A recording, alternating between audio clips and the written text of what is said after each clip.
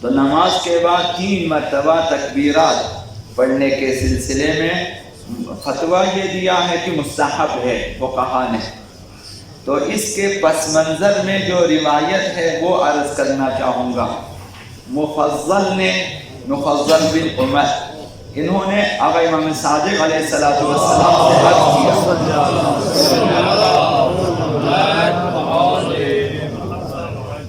کہ کیا نماز گزار، یہ عرض کیا کہ نماز گزار نماز کے بعد ہاتھوں کو اٹھا کر 3 بار تکبیر کیوں کہتا ہے؟ یہ مفضل کا سوال تھا. آقا امام صادق علیہ السلام نے فرمایا چونکہ پیغمبر اسلام نے فتح مکہ کے بعد نماز کو حجر اسود کے پاس جو ہے اصحاب کے ہمراہ ادا کی، نماز ظہر کو حجر اسود کے پاس اصحاب کے ساتھ، اور سلام کے بعد پیغمبر اسلام نے ہاتھوں کو اٹھا کر 3 بار تکبیر کہی اور دعائے وحدت پڑھی ہے. دعائے وحدت یہ کچھ مختلف ہے، وہ جو ہمیں سکھایا گیا وہ کچھ جو ہے لمبی دعا ہے، وہ جو اس روایت میں ہے وہ مختصر ہے. لا الہ الا اللہ وحدہ وحدہ انجز وعدہ ونصر عبدہ واعز جندہ وغلب الاحزاب وحدہ فلہ الملک ولہ الحمد یحیی ویمیت ویمیت ویحیی وہو علی کل شیء قدیر. اس حد تک ہے اس روایت میں. پیغمبر اسلام نے حجر اسود کے پاس اصحاب کے ساتھ نماز ظہر ادا کرنے کے بعد 3 بار تکبیر کہی ہے اور دعائے وحدت پڑھی ہے، اور پھر اصحاب سے فرمایا ہے آپ نے کہ مبادا ہر واجب نماز کے بعد اس تکبیر کو اور اس دعا کو ترک کرے. یعنی ہر واجب نماز کے بعد اس دعا کو، اس تکبیر کو، ان 3 تکبیرات کو اور دعائے وحدت کو فراموش نہ کرے، ترک نہ کرے. پیغمبر اسلام نے فرمایا چونکہ جو بھی ہمیشہ نماز کے بعد انہیں پڑھے گا 3 تکبیرات اور یہ دعائے وحدت، جو بھی اسے پڑھے گا ہر نماز کے بعد اس نے اس واجب کو ادا کیا ہے جو اس پر تھا خدا متعال کی طرف سے. یعنی ایک چیز واجب تھی انسان کے اوپر، اس نے وہ ادا کیا ہے. وہ واجب کیا تھی؟ چونکہ فتح مکہ کے بعد دعا پیغمبر صلی اللہ علیہ وسلم کہ چونکہ اسلام اور لشکر اسلام کو اللہ نے تقویت دی، اس پر شکر خدا واجب تھا سب کے اوپر. تو اگر کسی نے یہ 3 تکبیرہ نماز کے بعد پڑھی اور دعائے وحدت پڑھی تو اس نے وہ اس واجب کو، اس شکر پروردگار کو اس نے ادا کیا ہے. یہ اس کی اہمیت. اور اسی سلسلے میں آقا امیر المؤمنین علی بن ابی طالب علیہ السلام نے فرمایا کہ فَإِذَا سَلَّمْتَ رَفَعْتَ يَدَيْكَ وَكَبَّرْتَ صَلَاةً. آقا امیر نے فرمایا کہ جب تم نے نماز پڑھ لی، سلام کہہ دیا، سلام کے بعد اپنے ہاتھوں کو اٹھا کر 3 مرتبہ تکبیر کہو. نماز جب ختم کیا، جو بھی نماز ہو، ختم کرنے کے بعد ہاتھوں کو اٹھا کر، ان کانوں تک اٹھانا مستحب ہے، اٹھا کر 3 بار تکبیر کہو.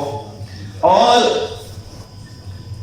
دعائے وحدت کو جو اوپر ذکر ہوا وہ بیان کیا ہے، دعائے وحدت کو پڑھو. اور اس کے بعد وَسَبِّحْ تسبیح فاطمہ الزہرا سلام اللہ علیہا،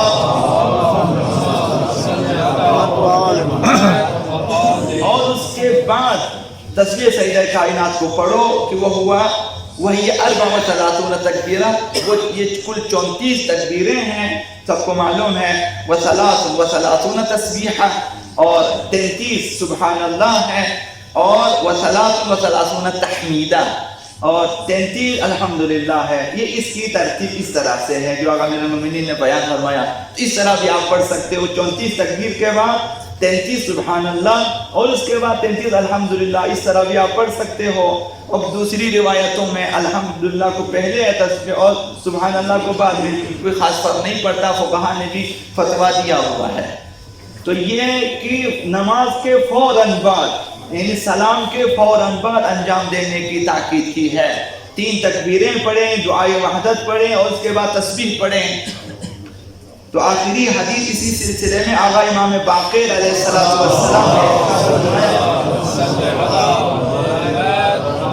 نماز کی تعقیبات میں تکبیر و تحلیل کے سلسلے میں، تکبیر یعنی اللہ اکبر کہنا، تحلیل یعنی لا الہ الا اللہ کہنا، اس بارے میں فرمایا کہ کثرت سے تحلیل پڑھا کرو، لا الہ الا اللہ کہا کرو کثرت سے، اور کثرت سے اللہ اکبر کہا کرو نمازوں کے بعد، اور بغیر نماز میں بھی کثرت سے کہا کرو، ورد زبان ہونا چاہیے۔